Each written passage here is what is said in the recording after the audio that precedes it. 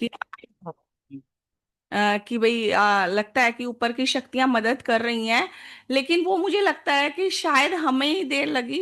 वाकई वो सब सब कर सकते हैं।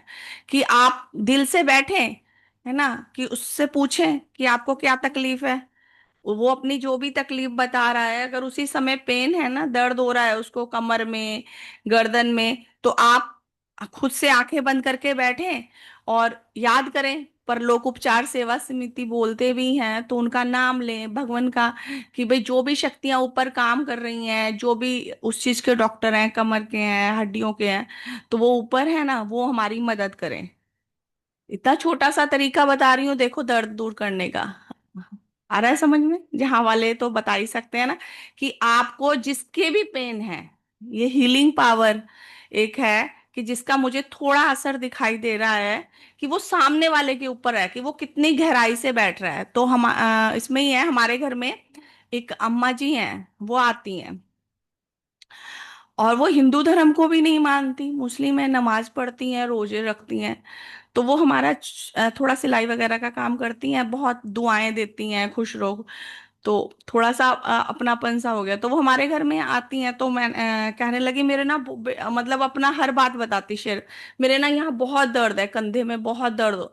तो मैंने कहा अभी हो रहा है? उन्होंने कहा हाँ, और हो रहा है।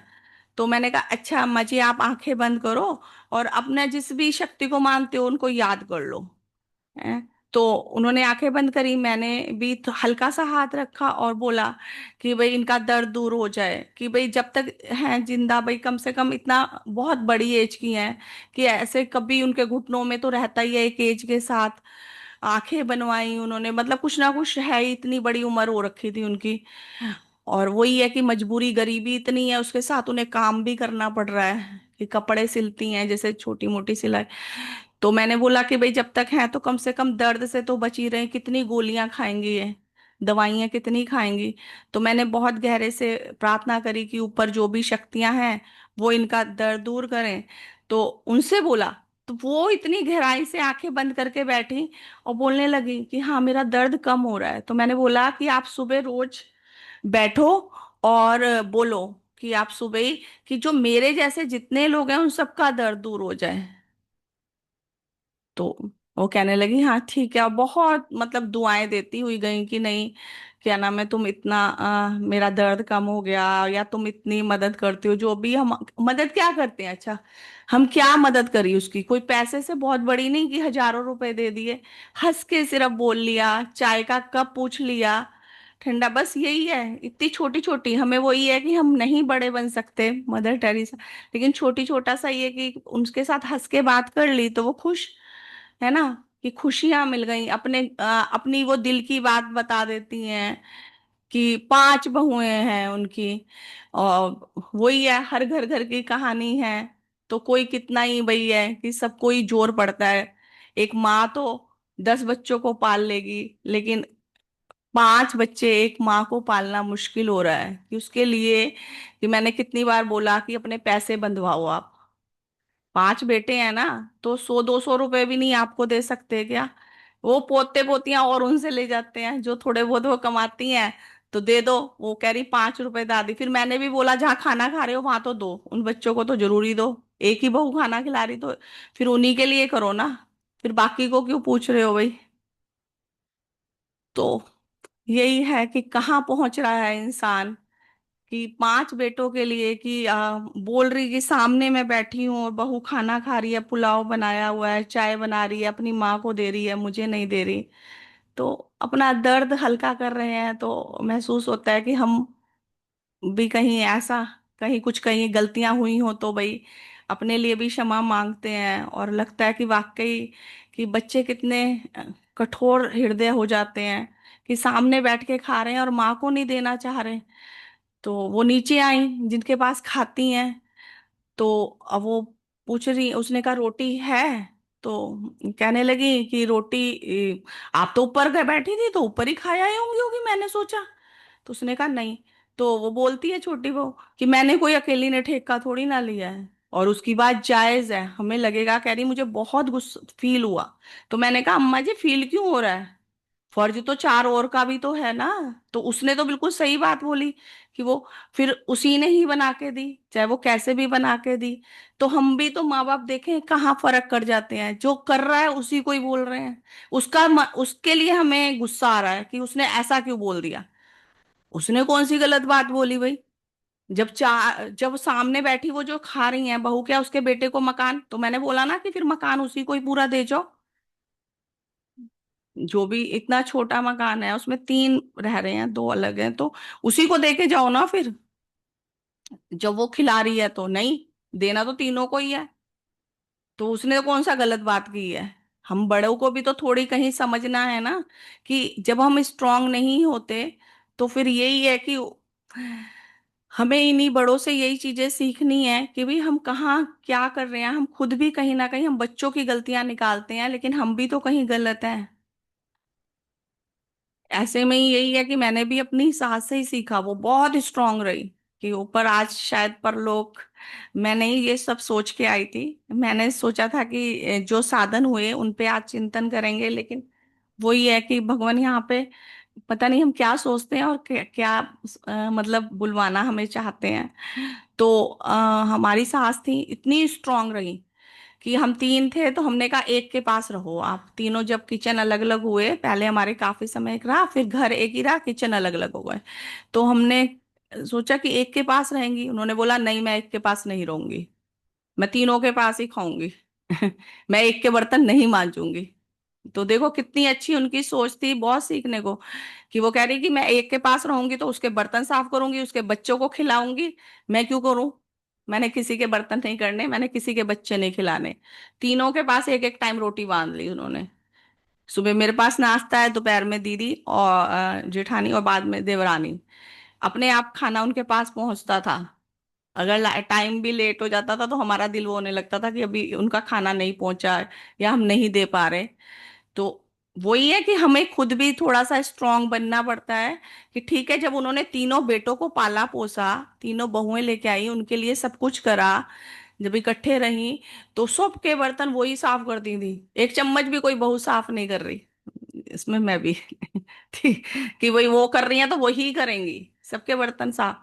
और लास्ट तक देखें कि हमने सबने झाड़ू पोछे के लिए लगा ली मेड, लेकिन उन्होंने नहीं लगाई थी, तो हम हमें शर्म आने लगी कि लोग आके देखेंगे कि बहुएं तो अपना एक कमरा था खुद ही साफ कर रही हैं। तो ये आज शायद परलोक की वजह से ही कि उनके गुणों को याद किया जा रहा है।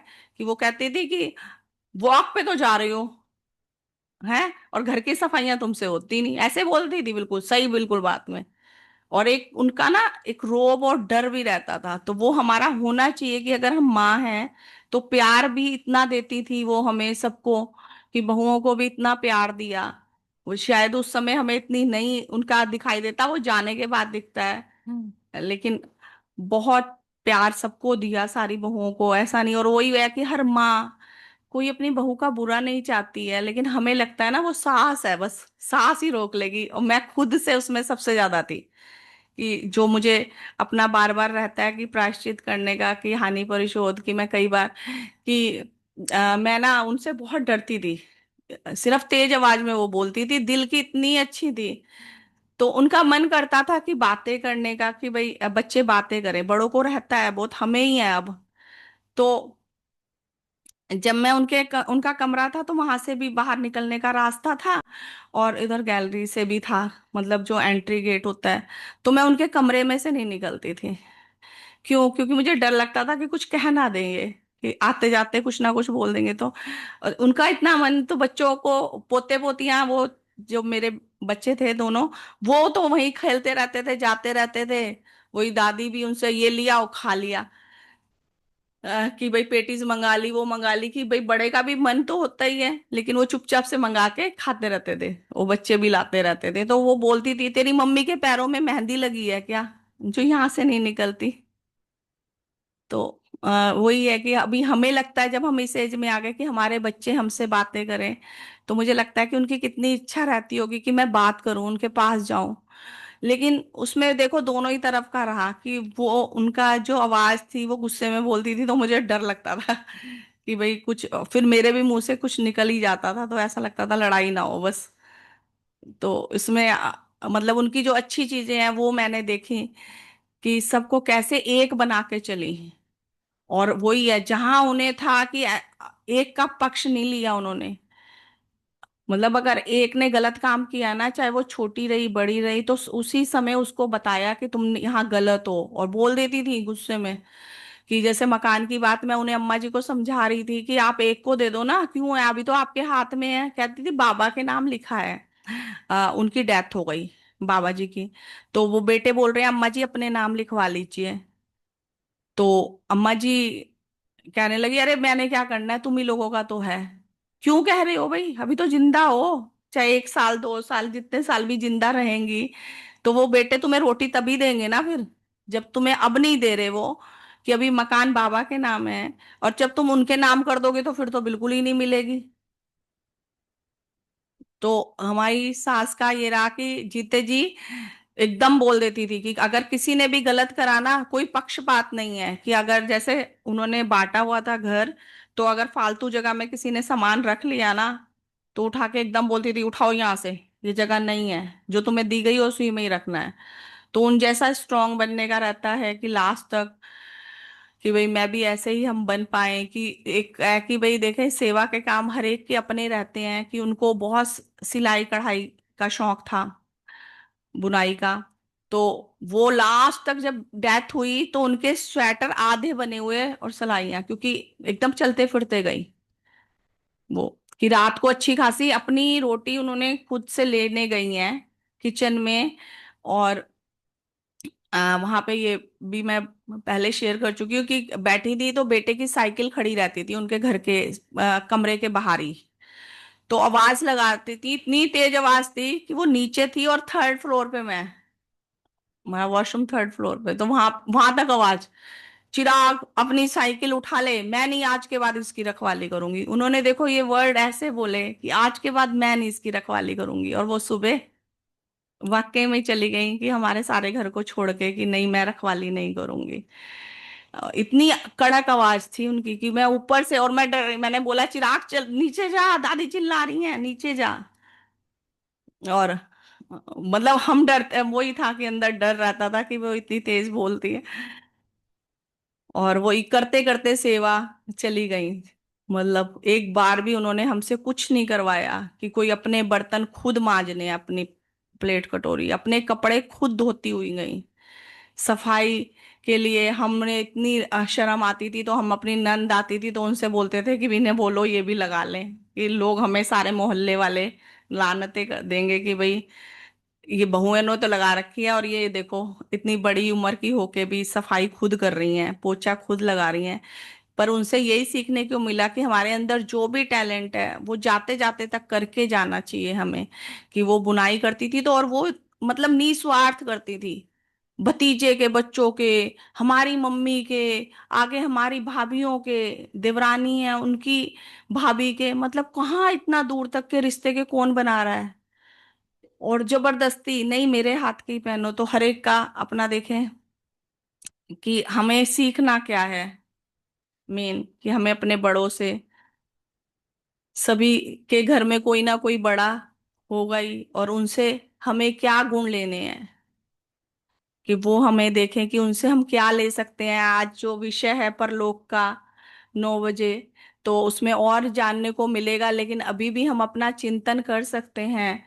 किसी को अगर कोई याद आ जाए तो वो अपना शाम के समय शेयर भी कर सकता है कि भाई हमारे जो पूर्वज रहे हैं, जो चले गए हैं, वो हमें कितना कुछ दे के गए हैं।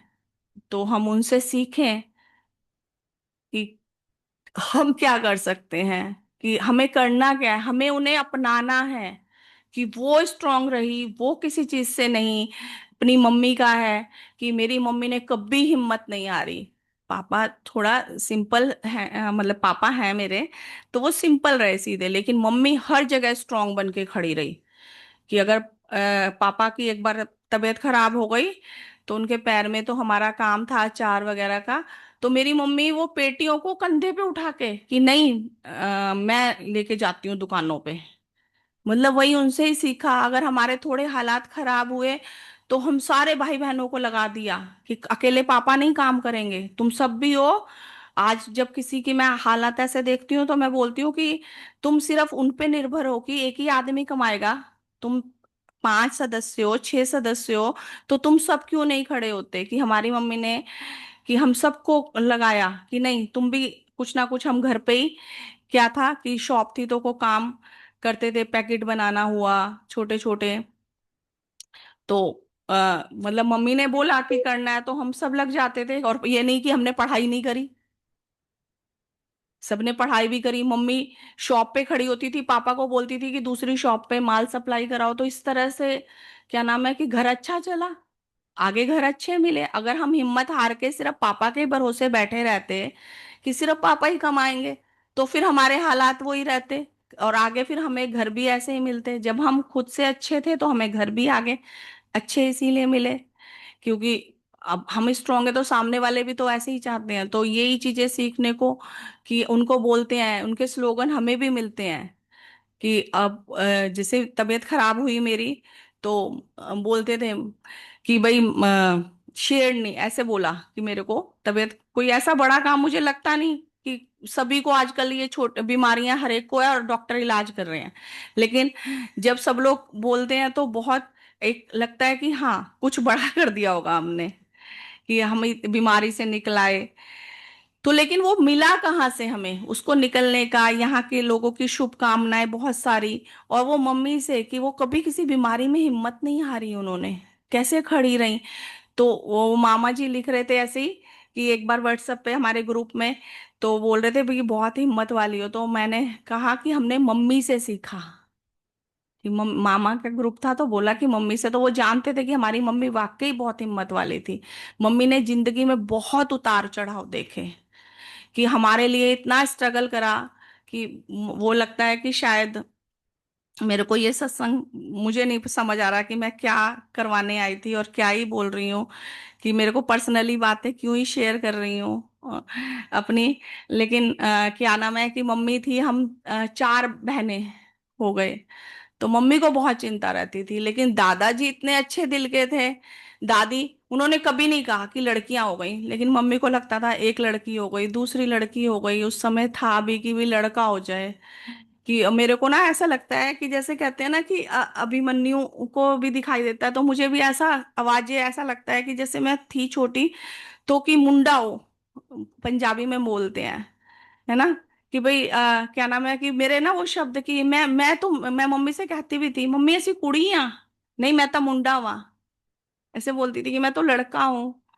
तो वो शब्द मुझे ऐसा लगता है कि मेरे गूंजते हैं कि शायद वो जो पेट में रहता है कि मम्मी को बहुत इच्छा रही होगी कि भाई की डेथ हो गई थी।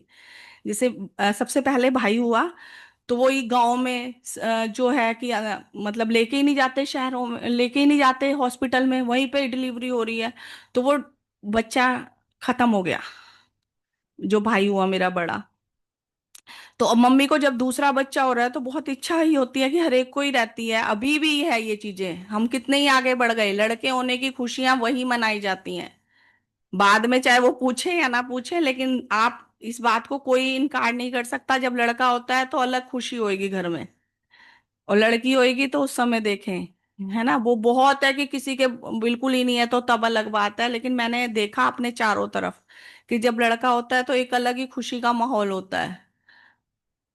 तो अब वो मम्मी की इच्छा रही होगी कि लड़का, फिर उसके बाद दूसरी भी हो गई, उसका नाम भी रख दिया रज्जो, कि हम तो भाई रज गए और लड़कियां ना हो फिर तीसरी हो गई। इतनी पूजा पाठ, इतने मतलब पंडितों के सबके जा जाके कि लड़का हो जाए। लेकिन वो था कि वो तो नेचर का ही नियम है, साइंस के बेस पे जैसा होना था लड़कियां ही।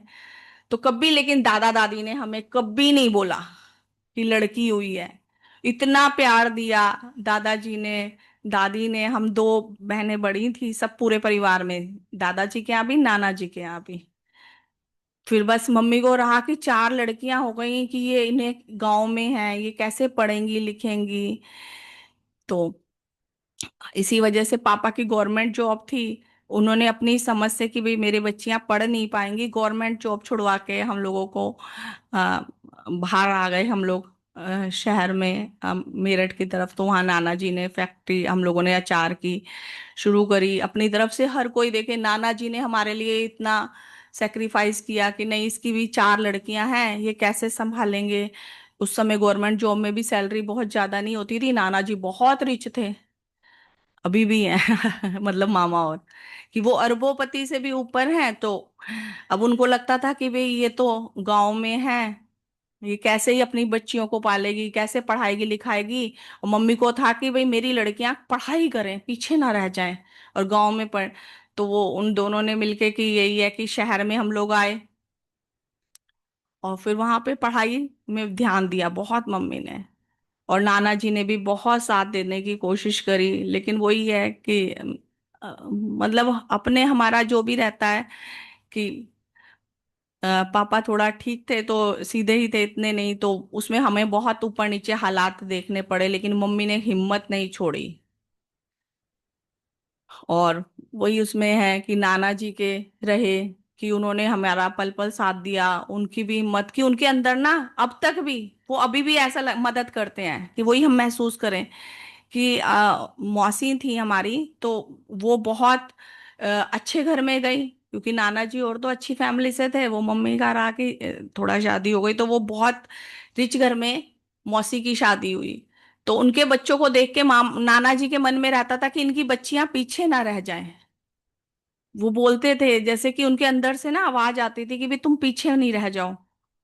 तो सपनों में आते हैं अभी मेरे को कि यही परलोकवासियों का वो है कि अगर हम दिल से जैसे वो जुड़े हुए हैं हमारे लिए, ऊपर से अभी भी भला चाह रहे हैं, कि दिल से आते हैं और साफ बोल रहे हैं बिल्कुल, कि उनको देखो, क्या नाम है, उसका नाम गुड़िया है, शैली गुड़िया, मासी की लड़कियों का, देखो कैसे है कि वो कितना बता के जाते हैं, और वही है कि हम सुनना नहीं चाह रहे, या हम उनकी आवाज को सुन नहीं रहे। वो तो कितनी कोशिश करते हैं कि सपनों में कह रहे मेरी बहन की शादी होने वाली थी, छोटी बहन की, तो उसकी वो हर जगह मना मना कर रही थी, छोटी वाली बहन। तो अब सपने में आते हैं रात को, हमने सुबह लड़का देखना था हमारे घर में ही यहाँ पे, तो मेरे सपने में आके बोलते हैं शैली गुड़िया को देखो कहाँ पहुंच गई। मैंने कहा ये नाना जी क्या बोल रहे हैं भाई, कुछ दिमाग में ही नहीं उनका, और हमारे से क्या ही वो रह गया, वो कहाँ है, हम कहाँ बैठे हैं, हम अपने घरों में हैं, अच्छे घरों में हैं। ऐसा नहीं है, उनसे अभी तो हम ऊपर ही हैं बहुत, कि भाई सही है वो भी हमारी तरह, कि लेकिन हम कहाँ है, पढ़ाई में भी सबसे ज्यादा सही है। और देखें फिर दिमाग में कि शाम को कॉल आता है कि वो जो मौसी की लड़की है उसका रिश्ता हो गया, छोटी लड़की, बड़ी का तो हो चुका, जो मेरी सिस्टर के बराबर की थी उसका तो बहुत पहले हो गया था, 3 साल पहले, छोटी वाली का भी हो गया। तो नाना जी को इतनी चिंता हमारी ऊपर से अभी भी है कि वो हमें बोल रहे हैं कि भाई उसका रिश्ता हो गया, तुम बैठी रहोगी क्या, कि भाई इसको, और वो ही ऊपर की शक्तियों का था, तो उसका रिश्ता वही हमने हाँ कर दी थी। और अगर नहीं करते तो हमारी मम्मी पे, हम पे क्या ही बीतती, कि वो उससे इतनी छोटी लड़की का हो रहा है, और वो देखे ऊपर बैठे हमारा कितना साथ देते हैं। तो ये हम देखे हमारे सभी के जो भी हमारे बड़े हैं, तो वो हमें कहीं ना कहीं हमारी मदद करने के लिए तैयार हैं। नानी जी मैंने देखा नहीं, लेकिन मुझे हमेशा नानी जी की वाइब्स और उनकी जैसे बातें मम्मी बताती थी, तो वो नानी जी की बातें भी हमेशा ध्यान में रहती हैं, कि वो उनसे, मम्मी से भी ज्यादा मम्मी ने उनसे सीखा, कि वो इतनी हिम्मत वाली थी कि उन्होंने कैसे, कि हम छोटी छोटी चीजों में अपने बच्चों को भी नहीं समझा पाते, और खुद भी, कि नाना जी जो थे थोड़ा सा मतलब होता ही है जेंट्स का कि उन्हें पिक्चर वगैरह देखने का बहुत शौक था, तो वो नाना जी पिक्चर देखने के लिए चले जाते थे। तो नानी इतनी स्मार्ट थी, और डरती थी, नाना जी बहुत गुस्से वाले थे, डरती थी, लेकिन देखें कि उन्होंने लड़ाई नहीं करी। वो कहती थी बच्चों को सारों को तैयार करके हम भी चलते हैं ना, हमें भी लेके चलो कि भाई आप तुम अकेले क्यों जा रहे हो, हमें भी ले चलो मूवी दिखाने। तो मम्मी बातें उनकी शेयर करती थी कि भाई इतने बड़े बड़े सांप निकलते थे, कि उन्होंने कच्चा घर होते होंगे, जब उन्होंने काम शुरू करा कितनी स्ट्रगल करी, किराए का घर लिया, और बहुत मेहनत करी, तो वो इतने बड़े बड़े सांप को अकेले ही मार देती थी। तो कितना कुछ हमें सीखने को है कि हमारे में है क्या इतनी हिम्मत। वही हम तो दूर से एक छिपकली कॉकरोच देख के डर जाते हैं। मैं तो अपना, और वो इतने बड़े बड़ी चीजों को कैसे मार के कनस्तर, ऐसे वो पहले कनस्तर टाइप होता था, वो पूरा भर देते, पूरा भर जाता था, इतना बड़ा सांप मम्मी। तो ऐसा तो नहीं सची होंगे, और उस समय निकलते भी थे। और उन्होंने हिम्मत से काम करा कि नाना जी थे वो सर पे उठा के अचार बेचने जा रहे हैं। देखिए, हम अपने पूर्वजों की कहानियां बड़ों की उनसे सीखें।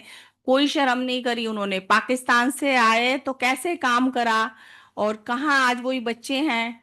तो वो आगे बच्चे लायक बने, तो उन्होंने उस काम को और डेवलप करते चले गए, जो आज वो अरबों हैं। तो वहां से शुरू करा कि किराए के घर में, कि सड़ी गली चीजें मंडी से जाते थे ले आते थे, कि भाई जैसे नींबू है, सड़ गया तो वो आधा काट के फेंक दिया, उसका आधे का अचार डाल लिया। कोई और भी सामान है, कि ऐसा सड़ी गली चीजों से मतलब, ऐसा नहीं कि मतलब जैसे नींबू है थोड़ा सा खराब है तो वो सस्ता मिल जाता है मंडी में, तो ऐसे भी बोलते हैं ले जाओ।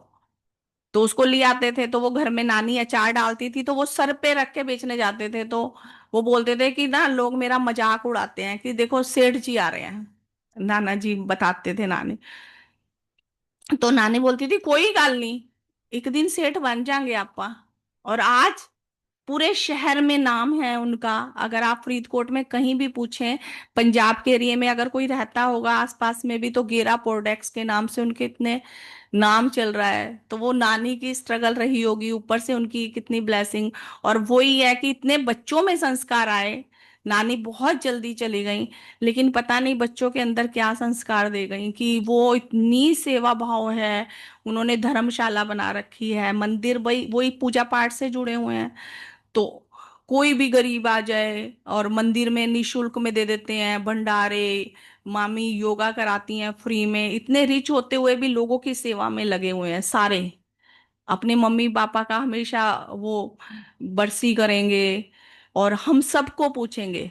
अभी बहन चली गई, तो कौन पूछ रहा है भांजियों को। आप देखें कि मामा लोग कितने, आप सब बैठे हैं चाहे बड़े हैं छोटे, कितने मामा किसको कितना पूछते हैं, कितना रिलेशन मामा के साथ रह जाता है।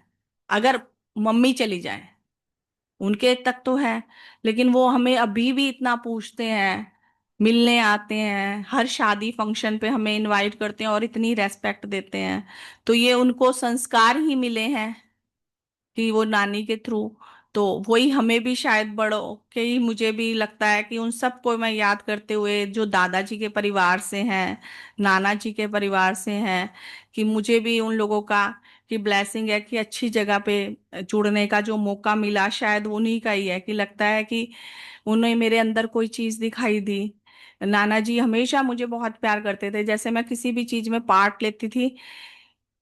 तो एक बार एक स्काउट गाइड होता है स्कूल में, तो उसमें था कि उसमें एक ही दिन में वाइट सूट होएगा, वही लड़की जाएगी स्काउट गाइड में, और मेरे पास था नहीं।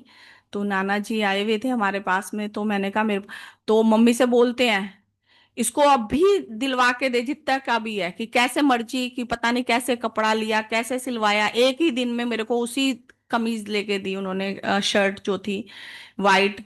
कि मुझे भेजा, तो उनके अंदर था कि नहीं ये बच्चे पढ़ें आगे जाएं। तो अंदर से कितना रहता था कि हर चीज का, कि भाई नहीं ये पढ़ के आगे निकले।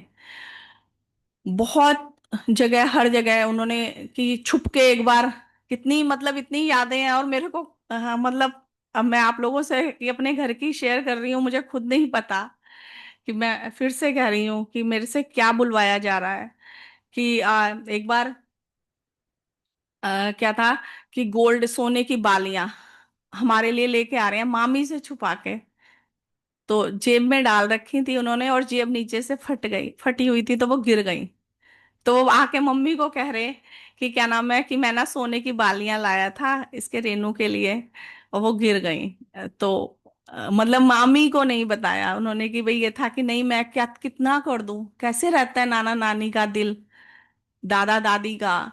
कि दादी हमें छुप के क्या खाना है, हम ना मम्मी से नहीं बोलते थे, कोई आइसक्रीम वाला आ जाए कुछ आ जाए। और मेरी छोटी बहन तो बहुत ही तेज थी, मैं थोड़ा देखती थी उसके साथ, मुझे भी मिल जाता था। कि दादी कुल्फी आ गई, ले ले फटाफट ले ले। मम्मी हर चीज में मना ही कर देती है, वही अभी अभी भी वही हाल है, कि वही मम्मी तो। और वो दादी के पास भाग के, स्कूल पढ़ने का टाइम आया, तो मेरी एज हो रही है, तो मैं मम्मी को था कि भाई बच्चे पढ़े, तो दादी को भी था, दादी ने इतना प्यार करा, लेकिन उन्होंने मुझे एक बार मारा और मैं भूलती नहीं, कि शायद वो मैं पढ़ाई में इसीलिए सही रही। तो जब स्कूल जाने का समय आया, 5 साल से बच्चे कम नहीं लेते थे, तो मेरी एज 4 साल, मम्मी को लगा मेरी लड़कियां कहीं पढ़ ही नहीं पाएंगी, इतना पढ़ाई का था, मम्मी नहीं पढ़ी तो कितना पेन होता है देखो माओ को। तो उन्होंने 4 साल में ही मुझे स्कूल, चाचा जी को कहती हैं इसका एडमिशन करा के आ। और मैं रो रही, छोटा बच्चा तो रोता ही है, हल्की यादें हैं मेरे को, लेकिन वही है। तो अब मम्मी बोल रही जाती नहीं जाती, और उधर से दादी आ गई, उन्होंने पीछे से एक मुक्का मारा मेरे को, जा। और भाई जब दादी ने मारा, पहली बारी और आखिरी बारी होगा, मैंने तो पीछे मुड़ के ही नहीं देखा। और वही है कि फिर स्कूल में इतनी लगन लगी रही।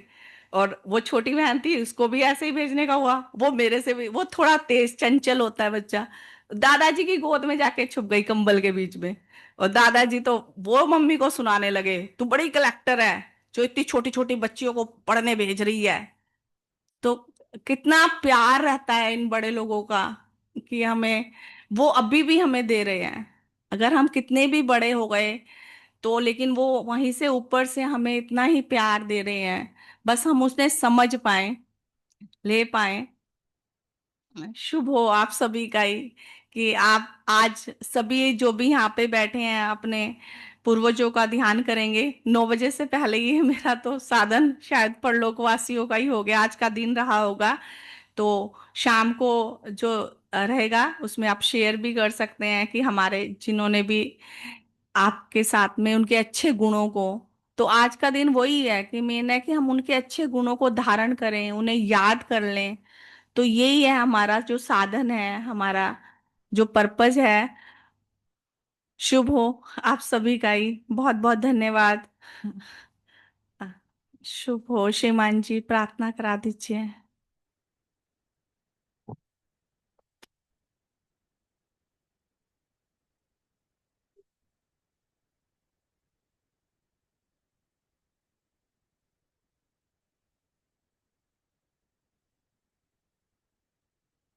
शुभ हो।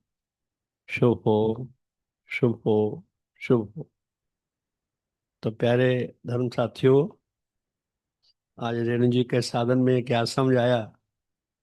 कुछ समझ आया? परिवार हमारा सबसे बड़ा संबल होता है।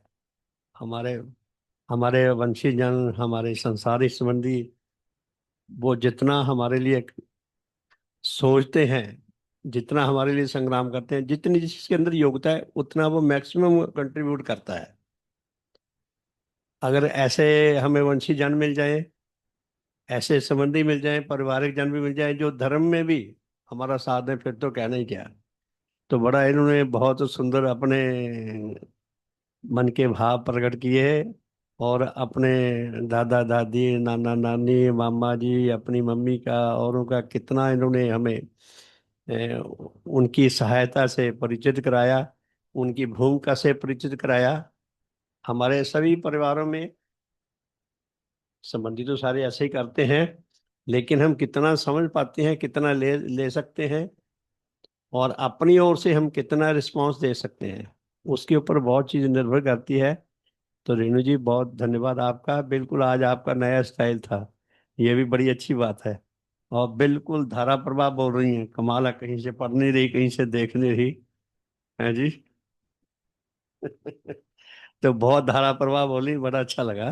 तो बहुत बहुत धन्यवाद। तो मुझे भी याद आ रहा है, मेरे श्रद्धेय पिताजी मुझे अक्सर कहा करते थे जब मैं समाज में आया, हालांकि वो तो समाजी नहीं थे, कहते कोई अच्छी बात सुनाओ मुझे। तो मैं उनको गुरु महाराज जी की शिक्षा सुनाया करता था। तो जब वो सुनते, तो उनके टप टप आंसू आ करते थे, इतनी श्रद्धा थी उनके मन में। मेरे श्रद्धेय चाचा जी, उनमें भी यही हाल, उनकी अवस्था थी। वो भी ऐसे टप टप उनके आंसू बहते थे, भगवान की शिक्षा को सुनकर, उनके महान देव रूप के बारे में। बेशक वो उम्र के ऐसे स्टेज पे पहुंच गए थे कि अब ज्यादा समय नहीं बचा था, इसलिए वो ज्यादा सीख नहीं सके। लेकिन मेरे श्रद्धेय पिताजी तो सेवक बनकर गए हैं। 1987 में शताब्दी महोत्सव मनाया गया था देव समाज का। तो तो मेरे श्रद्धेय पिताजी सेवक बनकर गए थे। हालांकि मैंने इनकार किया था भी, अब इनको सेवक ना बनाओ, तो मुझे ज्ञानवती जी कहने लगे, नहीं, कहते अब इनकी इच्छा है तो उनको बनने दो, कहीं आगे समय मिले ना मिले तो आप ऐसा ना रास्ता ना बंद करो। तो खैर वो सेवक बनकर गए हैं, मुझे बहुत खुशी है कि उन्होंने मेरी खुशी में मुझे सहयोग दिया। मेरे माता जी भी बहुत पसंद करते थे। भाई बहनों के, मेरे अपने भाई बहनों के लगभग 30 बच्चे हैं जो व्हाट्सएप पे मेरे साथ जुड़े हुए हैं, और आज एक मेरा भतीजा आ भी रहा है। तो संदेश जो है, हम जो कुछ भी सीखते हैं वो आगे भी बांटें और खुद भी लाभ उठाएं और अपने लाभ से भी परिचित कराएं। तो बहुत बहुत धन्यवाद रेणु जी आपका। शुभ कामना करके आज के साधन को विराम देंगे। हे परम पूजनीय सतदेव श्री देव गुरु भगवान, आप अद्वितीय धर्म जगत के, अद्वितीय धर्म भवन के अद्वितीय शिल्पी हैं। भगवान, आपने ऐसे धर्म भवन का निर्माण किया है जो नेचर की आत्मा है, विकास क्रम का मूर्त रूप है। आपके द्वारा निर्मित यह धर्म भवन जितने भी धर्म जिज्ञासु आत्मा हैं उन सब के लिए अति सुंदर, अति हितकर, अति कल्याणकारी, उच्च सुख प्रदान करने वाला, उच्च जीवन रस प्रदान करने वाला, हमारे जीवन मार्ग को, हमारे धर्म मार्ग को ज्योतिर्मान करके उस पर चलने के लिए हमें आध्यात्मिक बल प्रदान करने वाला स्थायी आश्रय स्थल है। सतगुरु, आपने अपने इस धर्म भवन में, आपने अपने इस धर्म की दुनिया में हमें ग्रहण करके, हमें प्रविष्टि प्रदान करके हम पर बहुत कृपा की है, हम पर बहुत मेहरबानी की है। आपको जितना धन्यवाद दें उतना कम है, आप पर जितना बलिहार जाएं उतना कम है। सतगुरु, आप धन्य हैं। भगवान, आप धन्य हैं। आप धन्य हैं। आप धन्य हैं।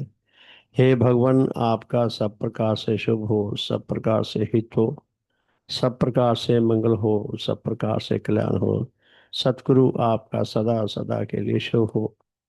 आपके परम श्रद्धेय माता पिता, दादा दादी, नाना नानी तथा अन्य सब महान पूर्वजों का शुभ हो।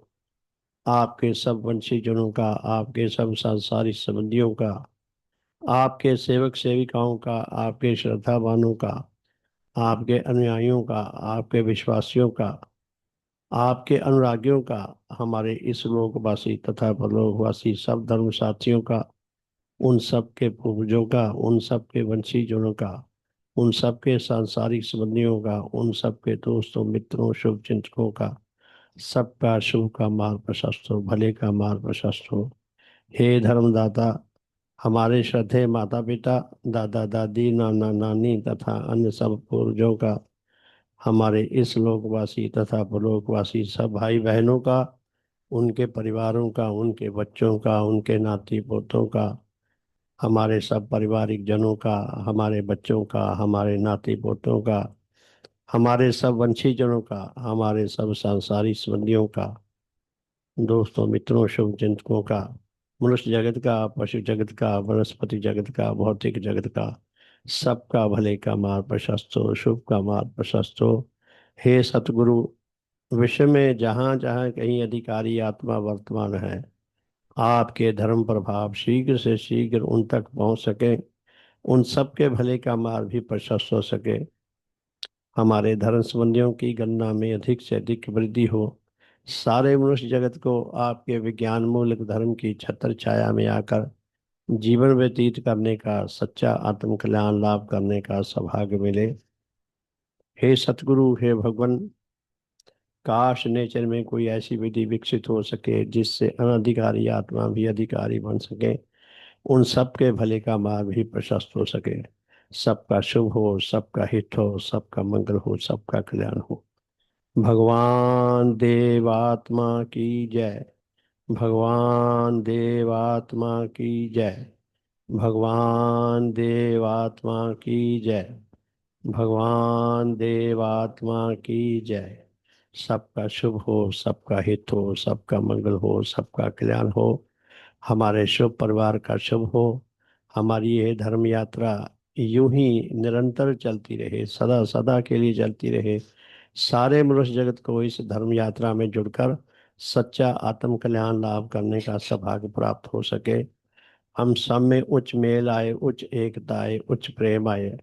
भगवान की अपार कृपा जो हम पर निरंतर बरस रही है, हम उसका अधिक से अधिक सदुपयोग करने योग्य हो सकें, अधिक से अधिक सदुपयोग करके अपने लिए तथा औरों के लिए, सबके लिए हितकर बन सकें। सबका भला हो, सबका शुभ हो, सबका मंगल हो, सबका कल्याण हो। तो प्यारे धर्म साथियों, सबका बहुत बहुत धन्यवाद। तो कल फिर मिलेंगे इसी समय, 5:30 से 6:30। और जो एज यूजल यहाँ या शिविर में साधन चल रहे हैं, वो ऑनलाइन उनका प्रसारण भी हो रहा है। तो कृपया कृपया लिंक का ध्यान करें। जब भी लिंक मिले तो उससे जुड़कर ये साधन सुने। सबका शुभ हो। बहुत बहुत धन्यवाद, बहुत बहुत धन्यवाद। शुभ संध्या, सॉरी, सुप्रभात। सबका शुभ हो। बहुत बहुत धन्यवाद।